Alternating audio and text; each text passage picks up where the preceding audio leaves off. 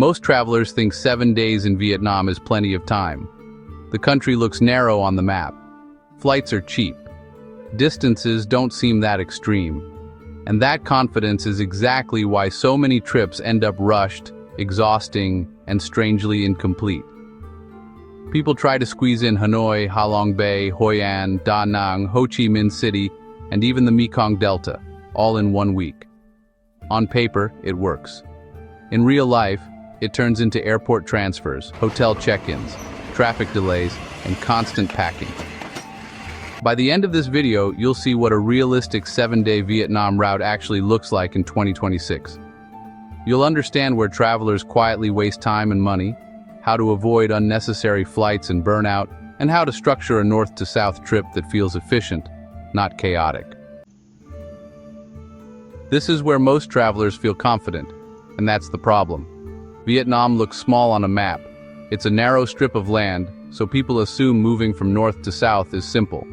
But Vietnam is over 1,600 kilometers long. Getting from Hanoi to Ho Chi Minh City isn't like crossing a small European country. It's closer to flying from New York to Miami, and that changes everything.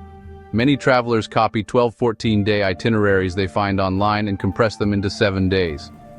On paper, it seems possible. In reality, each move costs more than just flight time. You lose hours getting to the airport, waiting, flying, landing, transferring to your hotel, and checking in. Do that 2 or 3 times in 1 week, and nearly half your trip disappears into transit. What actually fits comfortably in 7 days is either 2 regions done properly, or 3 regions done lightly, not deeply. You can see highlights, but you cannot experience everything without rushing. Most people don't fail because of destinations, they fail because of geography. Here's the part most people miss. Vietnam doesn't just stretch long, it moves slowly. The map makes everything look connected and manageable. In reality, each region operates at a different pace, and every transfer takes longer than you expect. A 1-hour domestic flight sounds efficient, but that 1 hour usually turns into 5 or 6.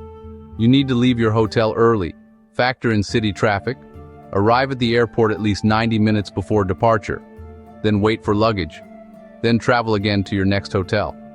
By the time you check in, half your day is gone.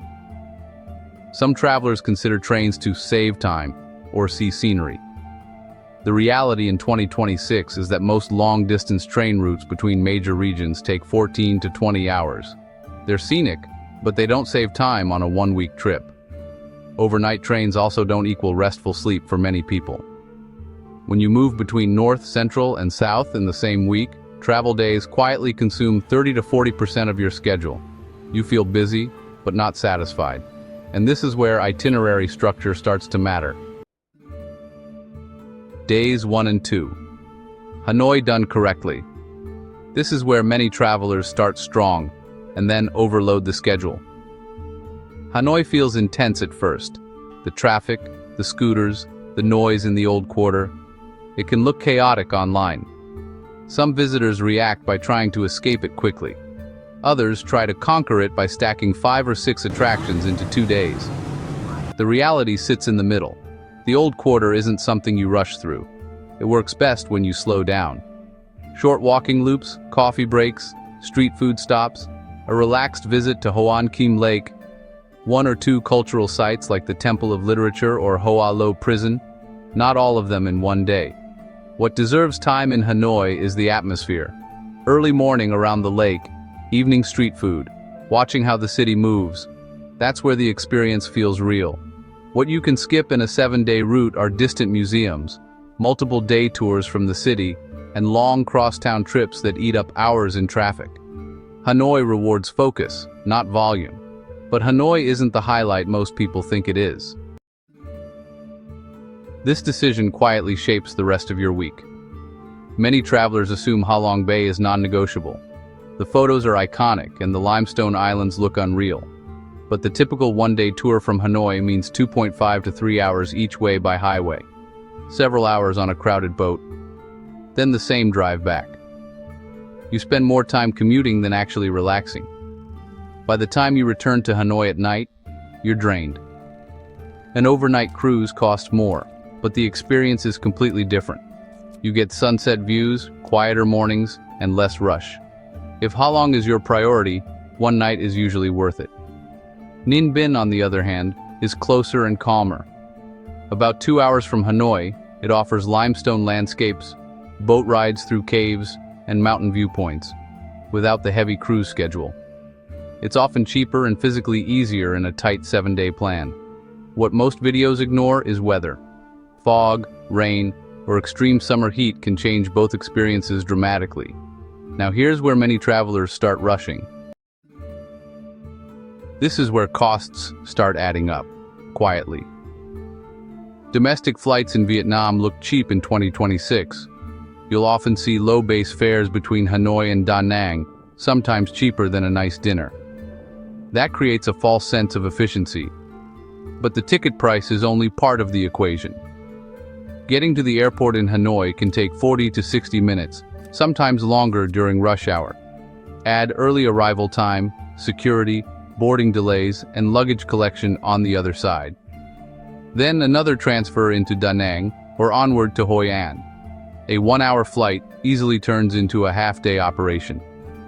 Delays are not constant, but they're common enough to disrupt tight schedules. When you plan back-to-back activities on arrival day, small delays ripple through everything. Early morning flights seem smart because you save the day. In reality, they often mean waking up at 4:30 or 5 a.m., poor sleep, and low energy for the next destination. A better strategy is a late morning or early afternoon flight, with nothing scheduled that evening except dinner and rest. And this is where many people miscalculate central Vietnam. This is where many trips start to feel overloaded. Da Nang and Hoi An look close on the map, and they are. But trying to fully do both in 2 days often turns into constant moving, checking in, checking out, and chasing photos. Hoi An is famous for lantern-lit evenings. And yes, at night it's beautiful. But during the day, especially in peak season, it's hot and crowded. The charm is strongest early morning or after sunset. That means you don't need a packed daytime schedule there. A slow wander, a cafe stop, maybe a short bike ride. That's enough. Da Nang's beaches are appealing, but weather matters. From September to November, rain can limit beach time. Even in dry season, midday heat can be intense. Planning full beach days without flexibility often leads to disappointment. As for major attractions, you probably have time for one. Either Marble Mountains for a half-day cultural view, or Ba Na Hills if you're curious about the Golden Bridge, but not both in a tight 7-day plan. Structure these 2 days with one base, minimal hotel changes, and realistic expectations. But this is where South Vietnam changes the pace completely. This catches a lot of travelers off guard. Many people arrive in Ho Chi Minh City expecting something similar to Hanoi. Charming streets, walkable neighborhoods, slower exploration. Instead, they get scale, traffic, and heat. The city is bigger, louder, and more fast-paced. Crossing the street feels different. Distances between attractions are longer. Midday heat can be intense, especially from March to May. The war history sites are important, but they don't require multiple days. The War Remnants Museum and either the Independence Palace or a half-day Cu Chi Tunnels tour is usually enough for a short visit. Trying to stack all of it into one day often leads to fatigue rather than understanding. The Mekong Delta is possible as a day trip, but it's a long one, often 2 to 3 hours each way. If you're already tired from moving between regions, it can feel repetitive. What works better is balance. One historical site, one relaxed neighborhood walk, and one rooftop evening to see the skyline. And here's the uncomfortable truth about doing all 3 regions. This is the honest conversation most travel videos avoid. Yes, you can visit North, Central, and South Vietnam in 7 days. Flights make it technically possible. But the real question isn't whether you can, it's what it costs you in energy. Every regional jump resets your rhythm. New hotel, new traffic pattern, new weather, new pace. By the 3rd region, many travelers feel mentally full. You're still moving, still taking photos, but the experience starts to blur together. One clear sign your trip is turning into checklist travel, is when you measure success by how many cities you've touched instead of how clearly you remember them. If you're constantly thinking about the next transfer while still in the current destination, that's usually the tipping point. An alternative that often feels better is choosing 2 regions and going slightly deeper. North plus Central, or Central plus South. Fewer flights, fewer packing days. More time to sit, observe, and enjoy without watching the clock. 7 days in Vietnam can feel rich and balanced, or compressed and exhausting. If you remember only one thing, it's this: structure matters more than ambition. Here are 3 realistic ways to plan 7 days in Vietnam. First, the balanced North-Central-South route. 2 nights in Hanoi, 1 Ha Long or Ninh Binh day, 2 nights in Da Nang or Hoi An, 2 nights in Ho Chi Minh City.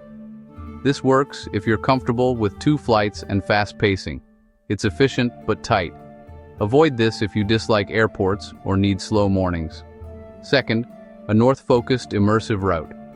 4 nights in Hanoi with 1 side trip, plus 2 or 3 nights in either Sapa or Ninh Binh. This works well for first-time visitors who enjoy culture, food, and cooler seasonal weather from October to April. Skip this if beaches are your priority. Third, a Central plus South version. 3 nights around Da Nang and Hoi An, then 3 nights in Ho Chi Minh City. 1 regional flight only. This feels calmer and works well year-round, especially if you want a mix of coastline and city energy. Choose the route that matches your travel style, not the one that looks impressive online. Vietnam isn't difficult, it's long. That's the difference most travelers don't fully understand until they're already here. The country is welcoming, affordable, and full of variety. But distance changes everything. Cheap domestic flights create the illusion that moving around is simple. In reality, every transfer carries hidden time, energy, and mental cost. Most 7-day trips don't fall apart because of major mistakes. They fall apart because of small timing decisions made too casually. A flight scheduled too early. A connection planned too tightly. 1 extra city added just to fit it in. Those small choices compound. And by day 5 or 6, you feel rushed instead of present. Plan fewer moves. Protect your energy. And let each place breathe just a little longer than you think you need.